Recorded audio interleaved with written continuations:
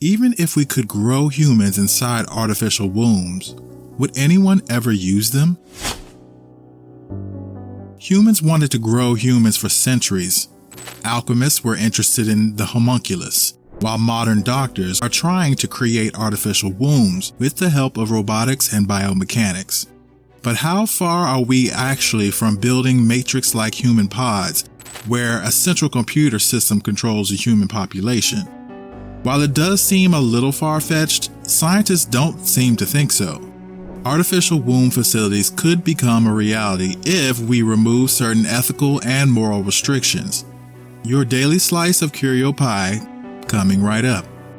Artificial wombs are first mentioned in the Sanskrit mythological epic of ancient India, the Mahabharata. In it, after Queen Gandhara caused a miscarriage in her sister-in-law, Kunti placed 100 small pieces of the shattered fetus into jars of ghee. These later became the 100 Kaurava princes. Centuries later, in the 1500s, when alchemist Paracelsus outlined a procedure for growing a human being inside the womb of a horse. Medieval alchemy aside, the first ever patent issued for an artificial womb was to Emanuel M. Greenberg from the United States. This man was a prolific inventor who smashed that like button, just like you should do if you haven't already. But no, in all seriousness, he was a prolific inventor who wrote numerous papers on the use and benefits of artificial wombs. The first discussion about artificial wombs began in 1923 when J.B.S. Haldane published his talk at Cambridge University Heretics Club under the name Daedalus. 3 decades later, on July 22, 1954, he sent 2 images to the United States Patent and Trademark Office, one of which was this. The United States granted Emanuel Greenberg the patent on November 15, 1955. But very few technological advances were made in the field of artificial wombs since then, until 1996. 30 years after the U.S. issued the first patent for an artificial womb, Tokyo's Juntendo University developed something called extrauterine fetal incubation, or EUFI. Yoshinori Kuwabara, the leader of the project, wanted to see if they could improve the survival rate of premature born babies. For the experiment, they used 14 goat fetuses, which the scientists placed inside artificial amniotic fluid, similar to those in the womb of a female goat. The project was a partial success. The researchers kept the 14 fetuses alive for 21 days, but they ran into several complications during their trial period. As a result, the project was scrapped and deemed unfit for human testing. But all of that changed in 2017. Scientists and researchers from the Children's Hospital of Philadelphia took the achievements from Juntendo University and improved the extrauterine system. Inspired by the success of Japanese researchers, today there are 2 groups of scientists working to create the first artificial womb. But unlike the dystopian matrix-themed womb facilities that completely sever the link between mother and child, the new ones seem to save the premature born babies by offering a safer alternative to the incubator. As a result, in 2017, the Children's Hospital in Philadelphia tested the first artificial womb in the world on baby lambs, and they were wondering if they would survive. Not only did the lambs survive, they thrived. Each of the 8 lamb fetuses was placed inside a closed sterile fluid environment connected to a pumpless arteriovenous circuit and an umbilical vascular access. The fetus's umbilical cord was attached to a machine outside the artificial womb and provided the animal with the nutrients and oxygen, and removing any waste that accumulated inside. Each of the fetuses was kept inside a dark, warm room while a speaker played through sounds mimicking a sheep's heart, just like they would hear inside the womb. Over 28 days, the lambs developed a wool coat and gained weight, with some opening their eyes. The reason scientists had to stop the experiment wasn't because of any complications. Instead, animal protocol limitations allow for 28-day testing periods. If these protocols were extended, the experiment wouldn't need to be stopped. Inspired by the success of this experiment, a group of scientists and engineers from the Eindhoven University of Technology in the Netherlands is hoping to build the world's first artificial womb for human babies. Humans grow an artificial womb. 1 million babies die each year from premature birth. Survival rates are even worse for babies born before 20 weeks, with some going as low as 50%. Babies who are born prematurely don't have well-developed lungs. Therefore, the most dangerous substance for these preemies is air. And an incubator, although sterile, is very hostile to these tiny human beings. Inspired by this, Professor Frans van der Vos is leading a team of some of the greatest minds in the field of biology and medicine to come up with an artificial womb that would support preemies. To increase their chances of survival, they are modeling the liquid environment inside the mother's womb. But building it is easier said than done. The first major challenge is transferring the fetus from the mother's womb into the artificial womb. To make matters easier, the team came up with a solution called a liquid tunnel.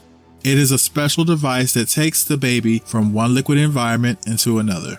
Inside the liquid tunnel, the baby's umbilical cord can finally be cut, but this poses its own set of problems.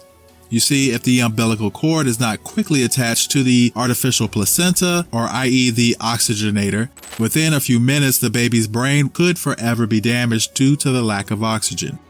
Even if everything goes smoothly, the ultimate test comes once the baby is inside the artificial womb.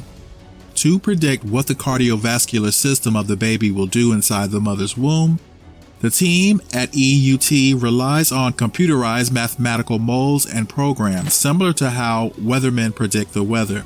But it's not that easy. Unlike the team from the Children's Hospital of Philadelphia, which was using live lamb fetuses, the EUT team relies on baby fetuses made of silicone rubber. Using special robotics and molds, they can create extremely lifelike fetuses.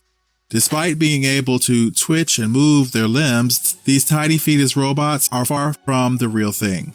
The researchers' ultimate goal is to create a liquid womb fit to support the baby for 4 weeks.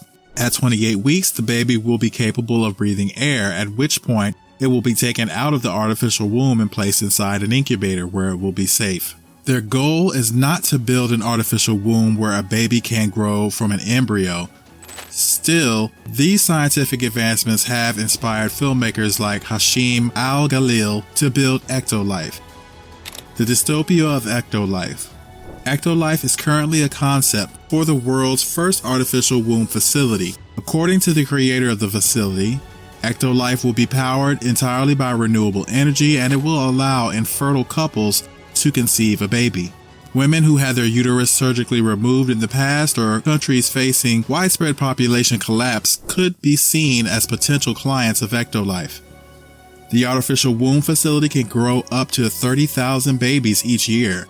And if you thought this is basic science fiction, think again. The concept is supported by 50 years of scientific research from all over the world, and scientists today claim Ecto Life could become a reality. But there's a huge if. Al-Galil, the producer of the video, told Mirror.co.uk, if these ethical restrictions are relaxed, I'd give it 10 to 15 years before Ecto Life becomes widely used everywhere. Not only that, parents will also be able to choose the elite package, Ecto Life's premium service, and genetically engineer their babies.